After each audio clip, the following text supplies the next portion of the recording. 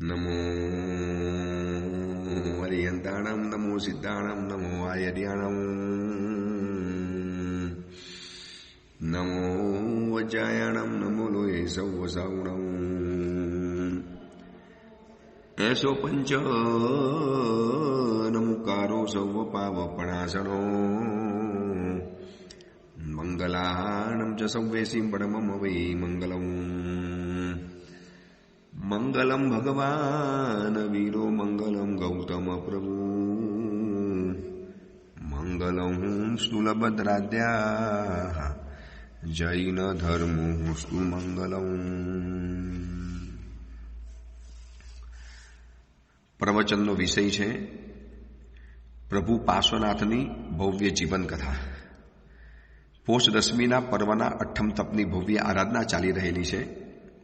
ગામ ગામ, નગર નગર, દેશ વિદેશની અંદરમાં જ્યાં પરમાત્મા પાર્શ્વનાથ ભગવાન બિરાજમાન હશે, અથવા તો જ્યાં એક નાનકડું જિનાલય પણ હશે, જ્યાં 4-5 સાવકોના ઘર હશે, જૈનોના ઘર હશે, એ પ્રત્યેક જગ્યાની અંદરમાં આજે પાર્શ્વનાથ ભગવંતની આરાધના થવાની. કોઈ અઠ્ઠમ કરીને, કોઈ એકાસના કરીને, કોઈ સાકરના પાણીનું એકાસનું કરીને, કોઈ એમનેમ પણ આરાધના કરીને, જાપ કરીને આજે હજારો વ્યક્તિઓ આ શંખેશ્વર તીર્થની અંદરમાં પ્રભુ પાર્શ્વનાથની આરાધના કરવા ઉપસ્થિત થયા છે. લગભગ 6 થી 7 હજાર પબ્લિક ગણો તો એમાંથી 5,000 તો અઠ્ઠમ ઉપરના હશે. 5,000થી ઉપરની વ્યક્તિ તો અઠ્ઠમ વારી હશે. અને આ 3 દિવસની અંદરમાં હજારો ઉપવાસ આ શંખેશ્વરની ધરતી ઉપર થઈ જવાના. તો આપણે વાત એ જોતા હતા કે પાર્શ્વનાથ ભગવંતની આવી ભવ્ય જીવન કથા કેવી રીતે બની. પ્રભુનું આટલું ઉદાત્ત જીવન ચરિત્ર, આટલું વિશિષ્ટ, પ્રભાવશાળી, બધાથી હટકે, બધાથી અલગ, સૌથી નિરાળું આ પાર્શ્વનાથ ભગવંતનું જીવન છે, પાર્શ્વનાથ ભગવંતનો પ્રભાવ છે, ભગવાન પાર્શ્વનાથની જીવનની કથા છે. કેમ? એટલા માટે કે પ્રભુ પાર્શ્વનાથે સમાધિ રાખીને જે સહન કર્યું છે ને, એના દ્વારા પ્રભુનું પુણ્ય પ્રકૃષ્ટ કક્ષાનું ઉત્પન્ન થયું છે. એકલું સહન કરે છે ને એનું કદાચ પુણ્ય નથી વધવાનું, કારણ કે મજબૂરી પણ હોય, દુર્ધ્યાન સાથે પણ હોય, દુર્ભાવ સાથે પણ હોય. પરંતુ પાર્શ્વનાથ ભગવંતે જે સહન કર્યું છે એ શક્તિ હોવા છતાં, સામર્થ્ય હોવા છતાં, પોતાને વિતાડનાર, પોતાને परेशान करना, दुख देने वाले को बिल्कुल सामना कर सकते हैं, पड़कार दे सकते हैं, ऐसी ताकत भगवान की होने के बावजूद भी भगवंत पार्श्वनाथ ने हंसते हंसते सहन करा. एक समझी लेजो, मेरे पास ताकत नहीं है और मैं कमजोर हूं और मैं किसी का सहन करूं ना, इसमें कोई बड़ी बात नहीं है. वो तो कोई भी सहन कर लेगा, करना ही पड़ता है. आज કેટલાય નોકરો શેઠનો ઠપકો, શેઠની દાટ, શેઠના અપમાન વચન સહન કરે છે.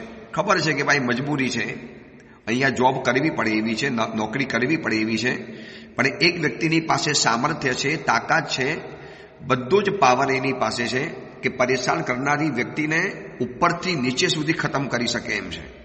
છતાં પણ એ વ્યક્તિ એનું સહન કરે. બસ એના જ કારણે મારો તો કર્મનો ક્ષય થાય છે ને, બસ આમ વિચારીને જે સહન કરે ને એવી વ્યક્તિનું પુણ્ય પાર્શ્વનાથ ભગવંત જેવું વધી શકે છે. પરંતુ આપણે તો નાની નાની બાબતોની અંદરમાં દુર્ધ્યાન કરનારા, દુર્ભાવ કરનારા, દુર્બુદ્ધિ અને ચોથા નંબરની અંદરમાં જે બતાવ્યું દુષ્કાર્ય, આ 4 વસ્તુને વારંવાર કરનારા આપણે એટલા જ માટે આ પાર્શ્વનાથ ભગવંતની આરાધના કરી અને આજે પ્રભુ પાસેથી એવા આશીર્વાદ માગવા છે કે પ્રભુ એવી તો તાકાત થોડી ઘણી આપો કે બસ આપની જેમ થોડું પણ ક્ષમતા દ્વારા સહન કરું, સમાધિથી સહન કરું અને આપના જેવી પરમાત્માની ભક્તિ કરી શકું. પાર્શ્વનાથ ભગવંતની જીવન કથા આપણે ગઈકાલે ત્યાં સુધી જોયેલી હતી કે સગ્ગો મોટો ભાઈ પોતાની પત્ની સાથે વ્યભિચાર કરે છે, દુરાચાર કરે છે, અનાચાર કરે છે, અશિષ્ટ વર્તન કરે છે, છતાં પણ પાર્શ્વનાથ ભગવંતનો આત્મા મરુભૂતિ એને કહી નથી શકતો. રાજા દ્વારા કેવડાયું છતાં પણ એની શાન ઠેકાણે ના આવી, રાજાને દેશ નિકાલ કરવો પડ્યો, પણ સતત મરુભૂતિના મનની અંદરમાં આ ડંખ રહ્યા કરે છે. મારા કારણે મારા ભાઈને દુઃખ પડ્યું, મારા કારણે મારા ભાઈને દુઃખ પડ્યું. અરે કમઠે વિચારવું જોઈએ કે મેં મારા ભાઈની જિંદગી બગાડી નાખી, મેં જ મારા ઘરની અંદરમાં મોટો ભાઈ હોવા છતાં પણ મેં ઘરની અંદરમાં અનાચાર કર્યો, એનો તો પસ્તાવો બિલકુલ નથી. ઉપરથી એના મનની અંદરમાં ગુસ્સો છે, મનમાં દ્વેષ છે, મનની અંદરમાં રોષ ભરીને જીવે છે. અને આ કમઠનો આત્મા દેશ નિકાલ પામી ગામ ગામ દેશ દેશાંતર ભમતો એક તાપસના આશ્રમમાં પહોંચી ગયો અને ત્યાં તાપસ દીક્ષાને ગ્રહણ કરી. અને તાપસ દીક્ષાને ગ્રહણ કર્યા પછી તપસ્યા એટલા માટે કરે છે કે આવનારા ભવની અંદરમાં હું આ મરુભૂતિને ખતમ કરું, મરુભૂતિને મારી નાખું. એને મારી જિંદગી બગાડી છે. હવે મરુભૂતિનો શું વાંક હતો આની અંદરમાં? મરુભૂતિ તો ઉલટાના રાજાને કહેવા માટે ગયા, પોતે પણ કહી શકતા હતા. પોતાના શંકા મોટા ભાઈને પોતે થપ્પડ મારીને પણ કહી શકતા હતા, ઝઘડો કરી શકતા હતા. પરંતુ મરુભૂતિનો આત્મા સજ્જનતાના શિખર ઉપર હતો અને આ આત્મા અધમતાની ટોચ ઉપર રહેલો હતો. અને આ બાજુ મરુભૂતિએ તપાસ કરી કે ક્યાં હશે મારા ભાઈ. એની પત્ની કહે છે વરુણા કે રહેવા દો, નાલાયક છે, અધમ આત્મા છે, નહીં મળો, નથી મળવા જેવું, જેની અંદરમાં કોઈ શરમનો છાંટો નથી બચ્યો, જેને પસ્તાવો પણ નથી થયો, ઉલટાનો લાજવાના બદલે ગાજે છે, છતાં પણ મરુભૂતિથી ન રહેવાયું. સજ્જન વ્યક્તિ અજાણતા પણ કોકના દુઃખમાં નિમિત્ત બને ને તો સજ્જન વ્યક્તિ દુઃખી બની જાય કે મેં એને કેવું દુઃખ પહોંચાડ્યું, મારે એને આવું નહોતું બોલવા જેવું, મેં ખોટું બોલ્યું, આવું મારે નહોતું બોલવા જેવું.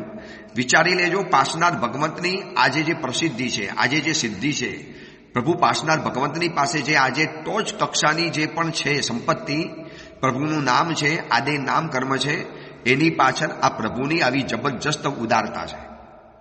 અને મરુભૂતિએ ક્યાંકથી સમાચાર પ્રાપ્ત કર્યા કે કયા તાપસના આશ્રમની અંદરમાં મોટા ભાઈ તાપસ બનીને તપસ્યા કરે છે. હવે એને થયું ચલો કોઈ પણ વ્યક્તિનો એક ભૂતકાળ હોય છે, હવે તો સુધરી ગયા હશે, એ પોતે તાપસ બની ગયા છે, હવે તો સંન્યાસી બની ગયા, ચલો જઈને માફી માગી લઉં અને બને તો પાછા લઈ આવું, અને ન આવવું હોય તો એક વખત હું દિલથી માફી માગી લઉં જેથી મને શાંતિ થાય.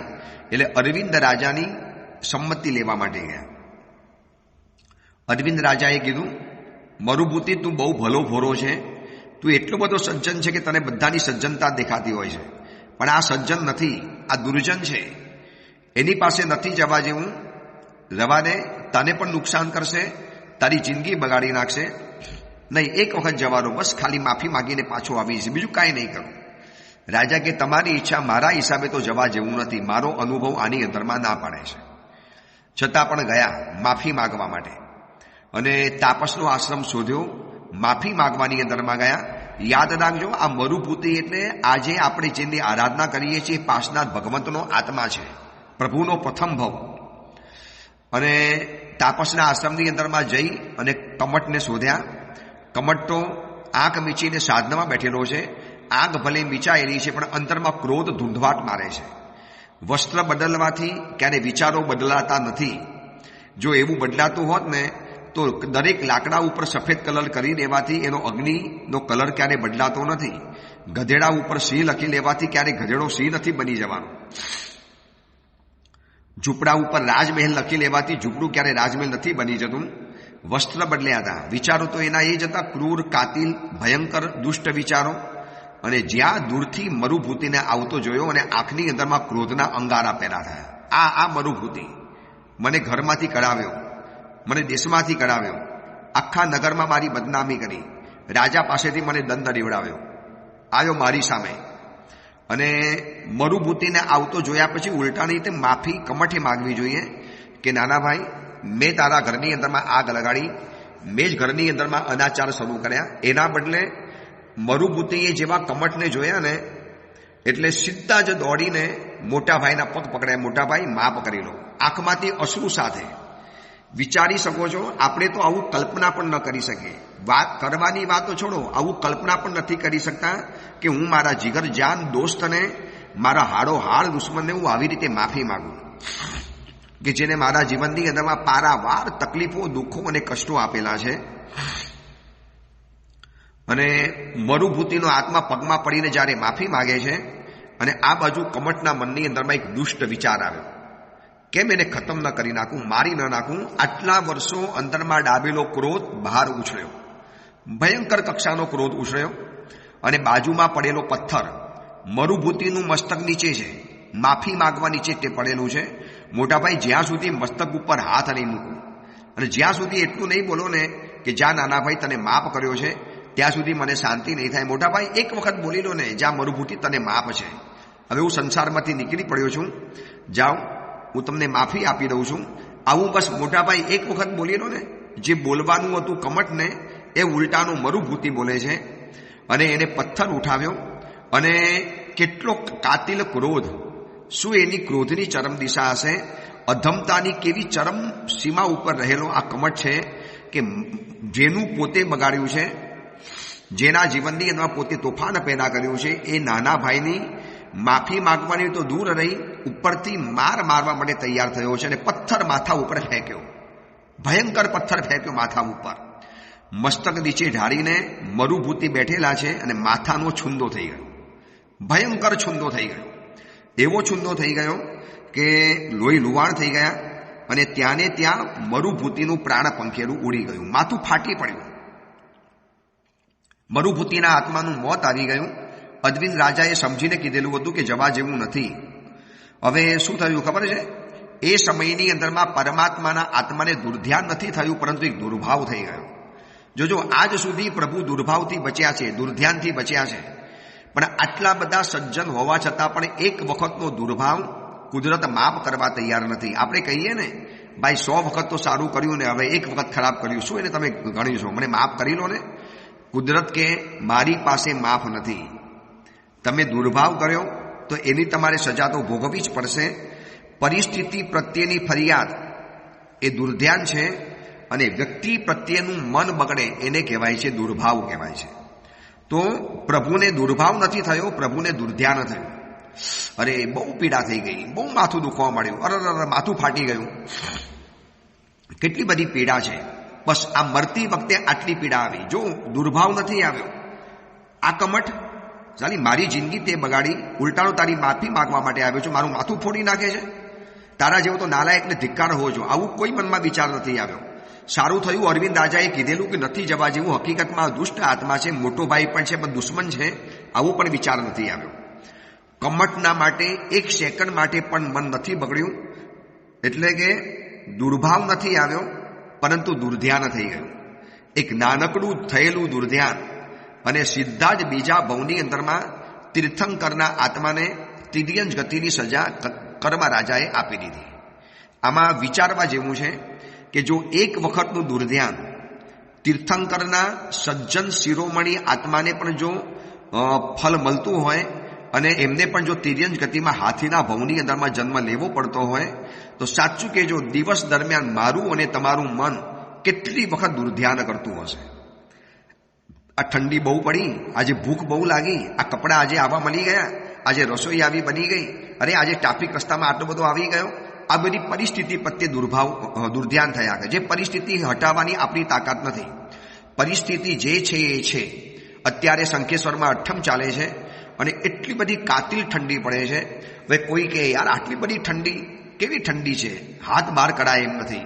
સવારના પોરમાં દેરાસરમાં 4 વાગે જવું છે અને એવી કાતિલ ઠંડી પડે છે, ઠંડા પાણીથી સ્નાન કરવાનું, અને એવા સમયમાં થાય કે આ કોઈ વ્યવસ્થા નથી કરતા, આવા નાવા લોકો રહેલા છે, આ જલ્દી હટતા નથી, અથવા તો દેરાસરમાં પૂજા કરવા માટે જાઓ શંખેશ્વરની અંદરમાં, અને તમારી આગળનો રહેલો કોઈ ભાઈ કે બહેન અવિવેકી હોય અને ત્યાંથી હટે જ નહીં, પાછળના જમાદાર અને પૂજારી વગેરે કે ભાઈ હટો, બીજા પાછળ લાઈન લાંબી રહેલી છે, વિચારો આજે પર્વના દિવસો રહેલા છે પણ એ અડિયલ છે, હટવા તૈયાર નથી. અને એવા સમયમાં જે થાય ને, યાર કેવો આ માણસ છે, ખબર નથી પડતી, ભગવાનના મંદિરની અંદરમાં આવે છે, દાદાગીરી કરે છે, આવો ભાવ આવ્યો તો દુર્ભાવ કહેવાય. પરંતુ મારો નંબર ક્યારે આવશે, આ ડૉક્ટર ક્યારે આવશે, હા આટલું બધું માથું દુખવા માંડ્યું, હવે આ પરિસ્થિતિમાં ફેરફાર ક્યારે થશે, આવો જે મનમાં વિચાર આવે છે આને કહેવાય છે દુર્ધ્યાન કહેવાય છે. પરિસ્થિતિ પ્રત્યેની ફરિયાદ એ દુર્ધ્યાન અને વ્યક્તિ પ્રત્યેનું મનનો બગાડો એ દુર્ભાવ છે. અને પરિસ્થિતિ દુર્ધ્યાન થવાના કારણે વ્યક્તિને તિર્યંજ ગતિનું આયુષ્ય બંધાતું હોય છે. અને આ તીર્થંકરના આત્માને એક નાનકડું દુર્ધ્યાન થઈ ગયું. હવે આ અંગે વિચારી લેજો કે આપણા જીવનની અંદરમાં રોજ બરોજ કેટલી જાતના દુર્ધ્યાનો આપણું મન કરતું હશે. સતત દુર્ધ્યાનની અંદરમાં રહેવાનું, રસ્તો ખરાબ આવ્યો, આજે ટ્રાફિક બહુ આવી ગયો, આજે ફલાણી વસ્તુ ખાવાની સારી નથી, આ બધી પરિસ્થિતિ છે જે આપણા હાથની અંદરમાં નથી. હાય આજે ગરમી બહુ પડી, અરે આજે તો ઠંડીએ માજા મૂકી નાખી, આવું બધું મનની અંદરમાં જે વિચાર આવે છે આ બધો જ વિચાર છે દુર્ધ્યાનનો વિચાર. અને વિંધ્યાચલ પર્વતની અંદરમાં યુથાધિપતિ તરીકે ઐરાવણ હાથી તરીકે ભગુ પાર્શ્વનાથનો જન્મ થઈ ગયો છે. ક્યાં તીર્થંકરનો આત્મા, ક્યાં ગયા ભવની અંદરમાં મરુભૂતિનો સર્વશ્રેષ્ઠ આત્મા, ક્યાં મરુભૂતિનો આત્મા, આટલો ઉચ્ચ કક્ષાનો આત્મા કે જેને કોઈના માટે ખરાબ નથી વિચાર્યું, ખરાબ કરનારી વ્યક્તિ માટે પણ જેને ખરાબ નથી વિચાર્યું, તો એવા આત્માને આવી સજા મળી ગઈ. આ અન્યાય ના કહેવાય? અન્યાય નથી. સામેની વ્યક્તિ શું કરે છે એની ઉપરથી આપણો આવતીકાલનું ભવિષ્ય નક્કી નથી થવાનું. એ વ્યક્તિની સામે હું શું કરું છું ને એ મુજબ એનું આવતીકાલનું ભવિષ્ય નક્કી થવાનું છે. આ બોલવું કેટલું બધું સહેલું છે, સાંભળવું કેટલું બધું ઇઝી છે, પરંતુ આને એપ્લાય કરવાનું આવે ને ત્યારે ભલભલા માણસોની એક પરસેવો છૂટી જાય. કેવી રીતે આપણે દુશ્મનને માફ કરી શકીએ? અને પથ્થર ફેંક્યો, માથું ફાટી પડ્યું, થોડુંક દુર્ધ્યાન થઈ ગયું અને પરમાત્માનો આત્મા બીજા ભવની અંદરમાં વિંધ્યાચલની અંદરમાં હાથી તરીકે જન્મ થયો. મોટો યુથાધિપતિ છે, સેંકડો હાથીણીઓનો એ માલિક રહેલો છે. જંગલમાં ફરવાનું, મોજ મજા કરવાની, અને એટલો વિશાળ કદનો હાથી છે. તીર્થંકરનો આત્મા જે પણ ભવની અંદરમાં જાય ને ત્યાં એને વિશિષ્ટતા જ મળે, કંઈક વિશેષ જ બને. આ હાથી બિલકુલ અલગ કક્ષાનો રહેલો છે. અને રાજાને સમાચાર મળ્યા કે જંગલના વિંધ્યાચલની અંદરમાં એક નવો હાથી જન્મ્યો છે. શું કદાવર છે! રાજાને એક વખત જો સૈન્યની અંદરમાં હાથી દાખલ થઈ જાય ને એનો મિજાજ ગરમ છે, ભલભલા શત્રુઓને છૂટા કરી નાખે. રાજાએ વારંવાર આ ઐરાવત હાથીને વશ કરવાનો પ્રયત્ન કર્યો, પણ જેટલા લોકો આવ્યા ને બધાને મારીને ભગાડ્યા, ખતમ કરી નાખ્યા, કોકના જાન લઈ લીધા. કોઈની તાકાત હતી નહીં કે આ વિંધ્યાચલના હાથીને વશ કરી શકે. અને એમાં આ બાજુ મરુભૂતિના આવા કમોતના સમાચાર મળ્યા છે અરવિંદ રાજાને. અને અરવિંદ રાજાને સંસાર ઉપરથી વૈરાગ્ય આવી ગયો. અરે આટલા ઉત્તમ આત્માનું આવું કલ્પિત મોત, આટલું ભયંકર મોત, આટલી બધી એને કલ્પિત સજા મળી ગઈ. આ સજ્જન માણસ હતો, મેં એને ના પાડી હતી કે નથી જવા જેવું કમટની પાસે, છતાં પણ ગયા. અને આવું ભયંકર મોત આવ્યું સજ્જન આત્માનું. આ જાણ્યા પછી અરવિંદ રાજાને સંસાર ઉપરથી વૈરાગ્ય ઉત્પન્ન થઈ ગયો. અને યાદ રહે, પાસનાર ભગવંતની દરેક ભવયાત્રા આપણે જોઈશું ને તો દરેક ભવયાત્રામાં પ્રભુનું મોત આટલું ભયંકર કક્ષાનું આ કમઠ કરતો હોય છે. છતાં પણ પ્રભુએ સમાધિની સરગમ બજાવી, સ્વસ્થતા રાખી, શાંતિ રાખી, અને એના કારણે પ્રભુનું પુણ્ય આજે આપણને સહસ્ત્ર કલાએ ખીલેલું જોવા માટે મળે છે. હવે અરવિંદ રાજા તો સાધુ બની ગયા, વૈરાગ્ય તીવ્ર કક્ષાનો વધ્યો અને અવધિ જ્ઞાની મહર્ષિ બની ગયા. અવધિ જ્ઞાન પ્રાપ્ત થયું અને એક દિવસ આ વિંધ્યાચલની અટવીમાંથી જ વિહાર કરવાનો વારો આવે.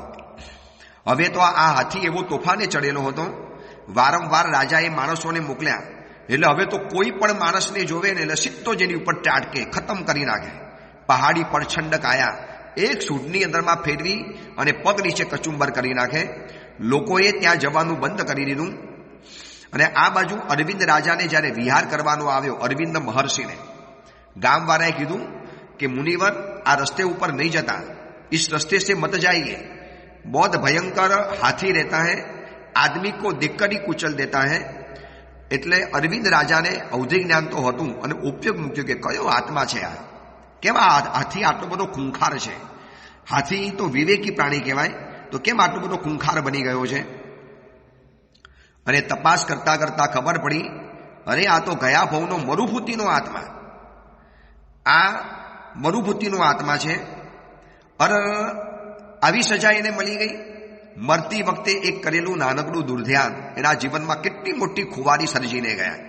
અને 24 તીર્થંકરમાંથી માત્ર 2 જ પરમાત્મા એવા છે કે જે એમના ભવચક્ર દરમિયાન તિર્યંજના અવતારની અંદરમાં એમને જવું પડેલું. એક તો ભગવાન પાર્શ્વનાથ હાથી બન્યા બીજા ભવની અંદરમાં, અને પરમાત્મા મહાવીર સ્વામી 20મા ભવની અંદરમાં વિષમે ભવે થઈ સિંહ ચોથી નરકે ગયા. 20મા ભવની અંદરમાં પરમાત્માનો આત્મા જંગલની અંદરમાં સિંહ તરીકે જન્મેલો હતો. આ એક તિર્યંજ ગતિનું કારણ છે દુર્ધ્યાન. બસ આ 2 તીર્થંકર પરમાત્મા એવા હતા, બાકી તીર્થંકરનો આત્મા લગભગ તિર્યંજ ગતિની અંદરમાં ન જાય, પણ આ પ્રભુને જવું પડ્યું. કારણ કે દુર્ધ્યાન, દુર્ભાવ, દુર્બુદ્ધિ, દુષ્કારી, મેં તમને કીધું ને, આ ચાર ચીજ દુર્દશાના કારણ છે. આપણી દુર્દશા જે પણ થાય છે, આપણા જીવનમાં જે આર્ત ધ્યાન, અસમાધિ થાય છે, એનું કારણ આ જ રહેલું છે. અને હાથીને જોયું કે આ તો મરુભૂતિનો આત્મા છે, એટલે અરવિંદ રાજા ગયા. ગામવાળા કે જાઓ મરને દો, મના કરતે ફિર ભી મુનિ જાતે હૈ.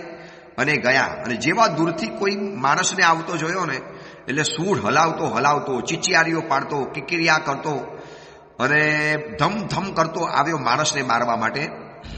અને જેવા અરવિંદ રાજાની બાજુની અંદરમાં આમ ખતમ કરવા માટે આવે છે ને આ મરુભૂતિનો આત્મા, તીર્થંકર પાસનાથ ભગવતનો આત્મા, ત્યાં દૂરથી અરવિંદ રાજાએ કીધું, મરુભૂતિનો આત્મા, શું ભાન ભૂલી ગયા છો? ગયા ભવની ક્ષમતા ભૂલી ગયા? ગયા ભવની સમાધિ ભૂલી ગયા? ગયા ભવની સ્વસ્થતાને આપે વિસારી લીધી? તમે મરુભૂતિ હતા, એક નાનકડું કરેલું દુર્ધ્યાન, આજે તિર્યજ ગતિમાં આવી ગયા છો. શું હજી વધારે ભવ ભ્રમણ કરવું છે? હજી વધારે જિંદગી બગાડવી છે? અને હાથી શાંત થઈ ગયો. મરુભૂતિ આ શબ્દ સાંભળવા તે આવ્યો. અને ધ્યાનથી જ્યાં અરવિંદ રાજાનો ચહેરો જોયો, બસ ઢગલો થઈ ગયો, તૂટી પડ્યો. આંખમાંથી આંસુની ધાર ચાલી. તીર્થંકરના આત્માની પણ કેવી વિવસ્થા છે, અને કર્મ રાજાની કેવી તાકાત છે કે તીર્થંકરના આત્માને પણ સજા આપી શકે છે. અને અરવિંદ રાજાએ જ્યાં પ્રતિબોધ કર્યા અને નીચે ઢગલો થઈને બેસી ગયો, માથું નીચે નાખી દીધું. આંખમાંથી દળ આંસુ નીકળી પડ્યા, બધો પાવર ઘટી ગયો, ક્રોધનું સામ્રાજ્ય અસ્ત પામી ગયું. ગામવાળા વિચાર કરે, આ કયા મુનિવર છે જેને આવા ખૂંખાર હાથીને વશ કરી દીધો, આવા હાથીને વશ કરી દીધો? અને અરવિંદ રાજાએ પ્રતિબોધ આપ્યો, મરુભૂતિનો આત્મા ભૂલા પડ્યા. તમે કમઠને ખમાવા માટે ગયા અને કમઠે તમારી ઉપર જે શિલા ફેંકી, તમારું માથું છુંદાઈ ગયું, તમારું મોત થયું. અને એ વખતે પરિસ્થિતિ માટે તમારું જે મન બગડ્યું, દુર્ધ્યાન થઈ ગયું. તમે દુર્ભાવ તો નથી કર્યો, બહુ મોટી વાત છે, પણ તમે દુર્ધ્યાન કરીને બેઠા, આ ભવની અંદરમાં હાથી બન્યા છો. શું હવે ભવની પરંપરા આગળ વધારવી છે? શું જીવનનો વિકાસ નથી કરવો? વિકાસની યાત્રામાં અગ્રેસર નથી બનવું? આ સાંભળ્યા પછી મરુભૂતિનો આત્મા જે તિર્યજ ગતિની અંદરમાં કેદ બનેલો છે, માથું હલાવે છે, આંખમાંથી આંસુ પાડે છે.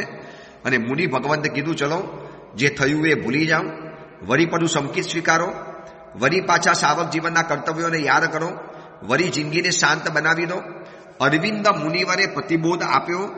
અને હવે ઐરાવણ હાથી બિલકુલ અલગ બની ગયો, હાથણીઓથી અલગ થઈ ગયો. પોતે એકલો જંગલની અંદરમાં ચાલી ગયો. પ્રાસુક આહાર વાપરવાનો, હવે કોઈને મારવાના નહીં, કોઈને હેરાન નહીં કરવાના, કોઈને પરેશાન નહીં કરવાના.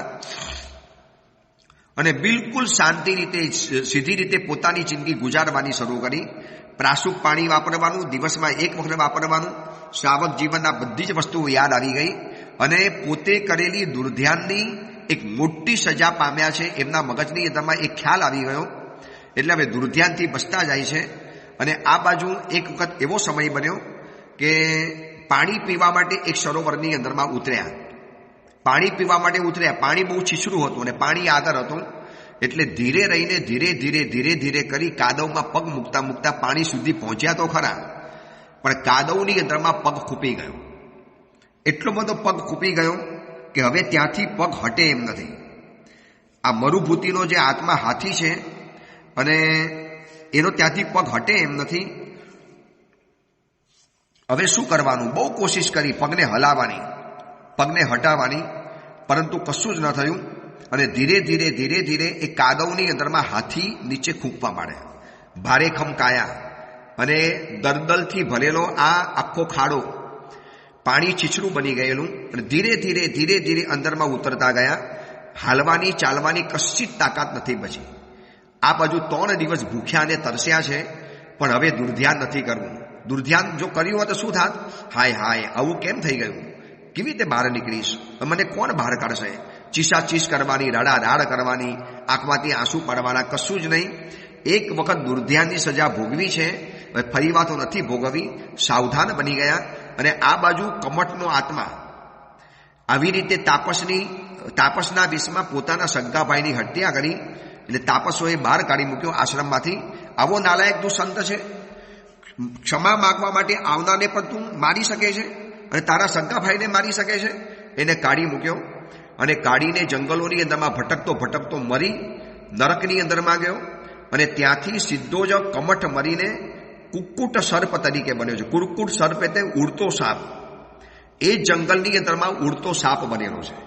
જોજો કુદરત છે ને બે વેરી આત્માઓને બરોબર ભેગા કરે છે. પાસનાર ભગવાને તો કશું જ વેર નથી. પ્રભુ તો બિલકુલ અલગારી છે, પરંતુ કમઠે સંબંધ બગાડ્યો છે. પ્રભુએ તો બિલકુલ નથી બગાડ્યું, છતાં પણ પ્રભુને જીવનની અંદરમાં સહન કરવાનું આવ્યું. એટલે એક સિદ્ધાંતને યાદ રાખજો, સંબંધ બગાડતા પહેલા કોકની સાથે લાખ વખત વિચારજો.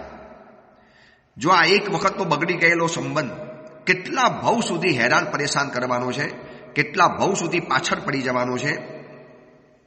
દરેક ભવની અંદરમાં આ કમઠનો જીવ પ્રાણ લેવાનો છે. તો આપણા મનમાં સવાલ ન થાય કે મરુભૂતિએ તો કોઈનું કશું જ નથી બગાડ્યું, મરુભૂતિએ તો ઉલટાનો સંબંધ બાંધવાની અંદરમાં ગયો, તો એને કેમ નુકસાન થઈ ગયું? જો રોડ ઉપર તમે શાંતિથી ગાડી ચલાવતા હો, એનો મતલબ એ નથી કે તમને એક્સિડન્ટ ન થાય, પણ કોઈ વિચિત્ર વ્યક્તિ છે અને એને ગાડીને વિચિત્ર રીતે હલાવી, તો શાંતિથી ગાડીને ચલાવનારી વ્યક્તિ પણ હેરાન તો થઈ જાય છે. બસ એની જેમ મરુભૂતિના આત્માએ તો કોઈ સંબંધ નથી બગાડ્યો, કોઈ દ્વેષ ભાવ નથી કર્યો, પરંતુ આ કમઠનો આત્મા પરેશાન કરવા બાકી રસ્તો અને સંબંધ બગાડીને બેઠેલા. એટલે કુદરતે બરોબર જંગલમાં એને ભેગો મોકલી આપ્યો અને વેરની ગાંઠ બાંધેલી હતી. અને જ્યાં ઓલા હાથીને કાદવની અંદરમાં ફસાયેલો જોયો, એટલે ગયા ભવનું આખું વેર ઉછીને બહાર આવી ગયું. હજી એને એ ખબર નથી કે આ મારો ગયા ભવનો નાનો ભાઈ છે, અમારી સાથે આવી ઘટનાઓ બનેલી. બસ જીવને જોયો નથી અને દ્વેષ ભાવ ઉછળ્યા વગર રહ્યો નથી. એટલા માટે રાગ કરતા દ્વેષ ખતરનાક એટલા માટે બતાવ્યો છે કે બે રાગી આત્માઓને કુદરત ભેગા કરે કે ન કરે, પરંતુ બે દ્વેષી આત્માઓને કુદરત ભેગા કર્યા વગર રહેતો નથી. ક્યાંક ને ક્યાંક કુદરત એ બંને જણાને ભેગા કરી લે અને અહીંયા ભેગા થઈ ગયા. અને કુક્કુટ સર્પે જ્યારે આ જોયું ને, એ તો ઉડતો સાપ હતો, સીધો જ ઉડીને હાથીના ગંડસ્થળ ઉપર આવી ગયો, મસ્તકના ભાગ ઉપર. અને ઝેરી સાપ એટલા કાતિલ બાણ જેવી કાતિલ ઝેરની પિચકારીઓ મારે, હાથીનું કદાવર શરીર હલી ઉઠ્યું. ભયંકર કક્ષાની પીડા ઊભી થઈ. એવી પીડા ઊભી થઈ, આખા શરીરની અંદરમાં દહાજવર પેદા થઈ ગયો. જાણે કે અગ્નિની અંદરમાં શરીર નાખ્યું હોય એટલો બધો ભયંકર ત્રાસ, એટલી બધી શરીરમાં ભયંકર દહાજવરની પીડા, એટલી બધી શરીરમાં ગરમી પેદા થઈ ગઈ. દુર્ધ્યાન થઈ શકે છે, પરંતુ મરુભૂતિનો આત્મા આ જે હાથી છે ને, એ વિચારે છે, અરવિંદ રાજાએ કીધેલું કે દુર્ધ્યાનથી બચજો. આ તિર્યજના ભવમાં દુર્ધ્યાન બહુ થઈ શકે છે, નથી કરવું. અરે આ કુક્કુટ સપ કેમ મને મારે છે? મેનું શું બગાડ્યું છે? લાવ એને ખતમ કરી નાખું, લાવ એને પીસી નાખું, લાવ એને સૂંઢ મારું. નહીં, કશું જ નથી કરવું. જીવાત્મા સહન કરી લે. ગયા ભવની અંદરમાં નાનકડું કરેલું દુર્ધ્યાન, એની સજા તું ભોગવી રહેલો છે. આ જીવ તો અજ્ઞાની છે, આ જીવ તો ભૂલ ભલેલો છે. ભલે એ તારી સાથે બગાડે, તારે એની સાથે બગાડવું નથી. અને તીર્થંકરનો આત્મા સાવધાન બની ગયો, મારે નથી બગાડવું. શું કામ બગાડવું? ભલે એ મારું બગાડે, મારે એનું નથી બગાડવું.